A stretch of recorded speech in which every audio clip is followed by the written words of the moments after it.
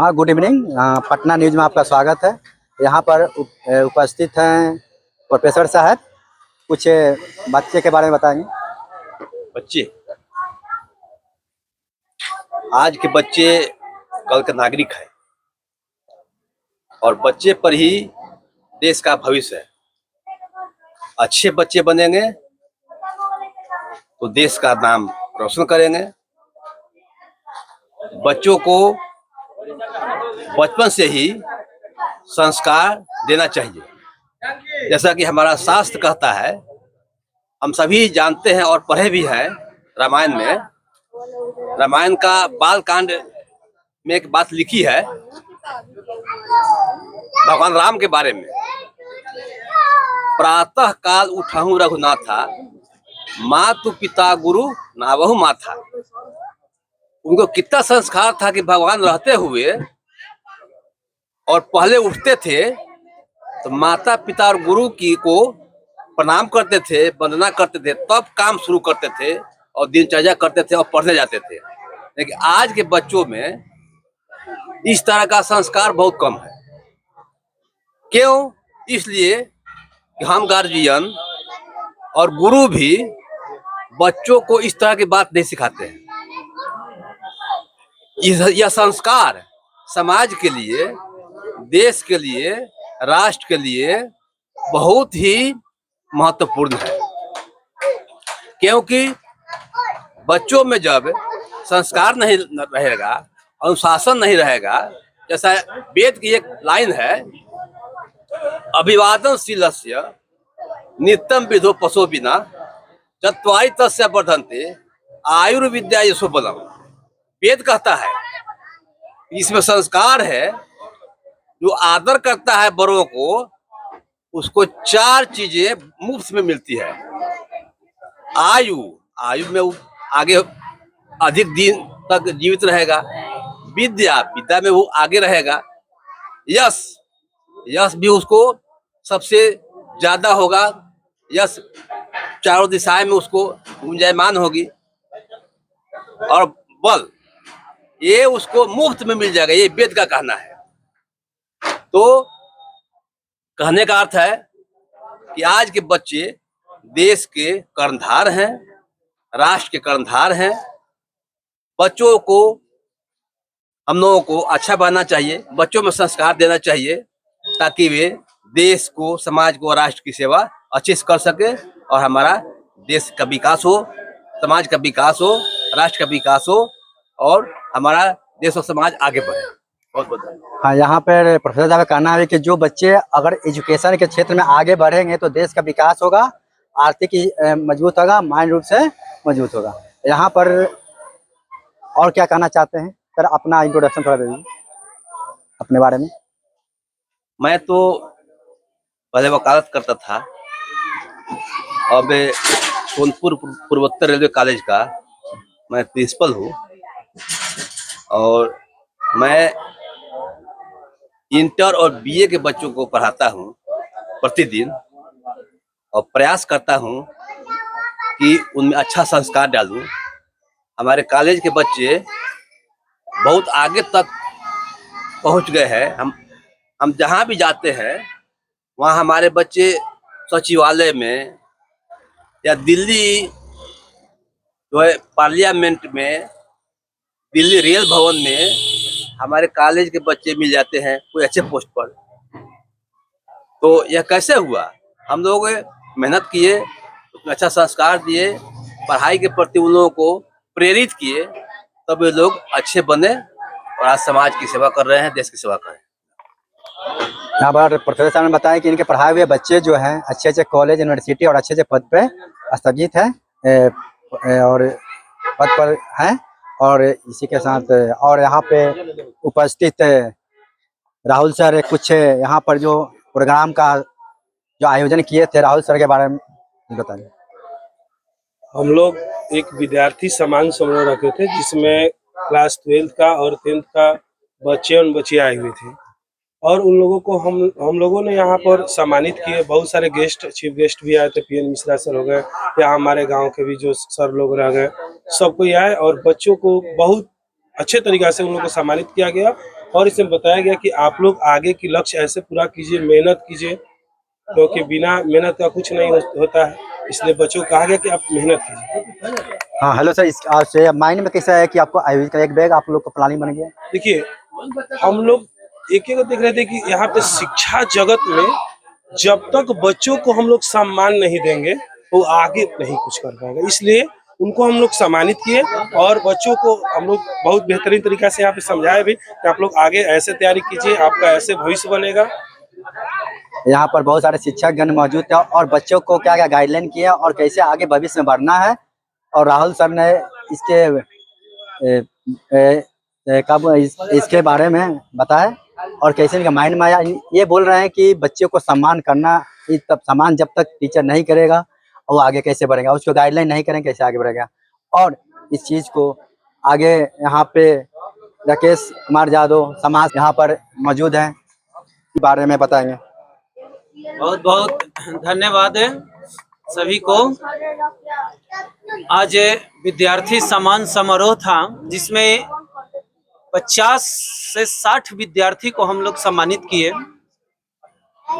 मैं बहुत आभार प्रकट करता हूं जो एक शिक्षक होने के नाते हम लोग बच्चे को सम्मानित किए और हमको ये भी था कि बच्चे को सम्मानित करना कि उसको प्रेरणा मिले कि और हम आगे पढ़ने के लिए बढ़ें।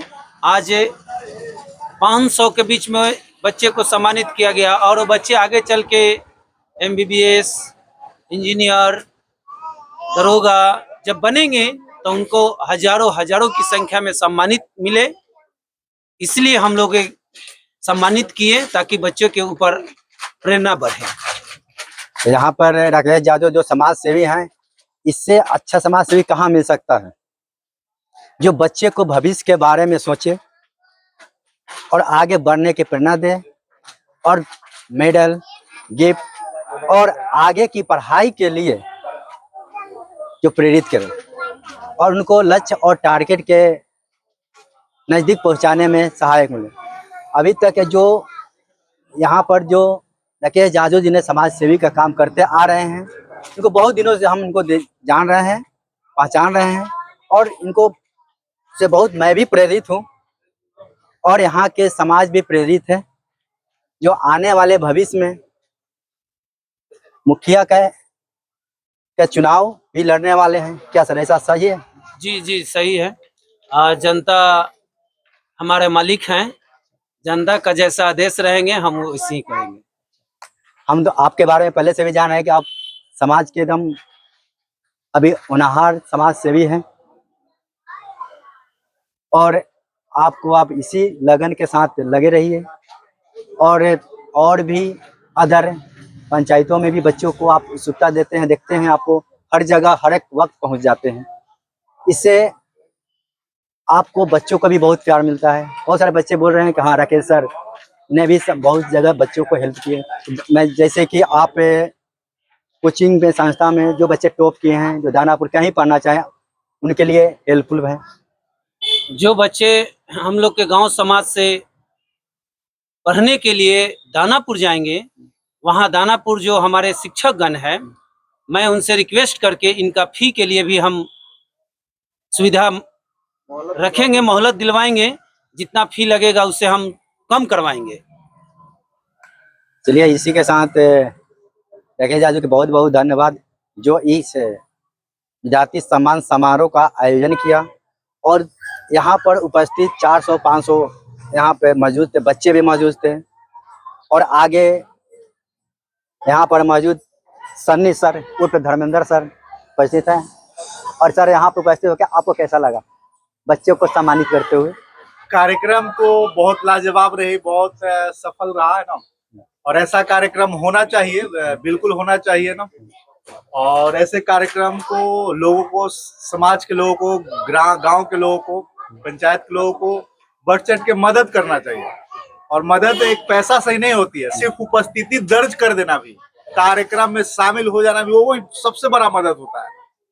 कार्यक्रम को सफल बनाने के लिए लोगों को उपस्थिति जरूरी होती है, तो लोगों को उपस्थिति दर्ज करके भी ऐसे कार्यक्रमों में कार्यक्रम को सफल बनाना चाहिए। इससे हमारा समाज शिक्षा की ओर बढ़ेगा, शिक्षित होगा, और एक शिक्षित समाज ही दुनिया का निर्माण कर सकती है। तो और कुछ तो यहाँ पर सन्नी सर मौजूद है, जो इन्हें छात्रवृत्ति और सम्मान समारोह को भी, ये बोलने का मतलब यह है कि यहाँ उपस्थित होकर भी एक स्टूडेंट को हम सम्मान दे रहे हैं।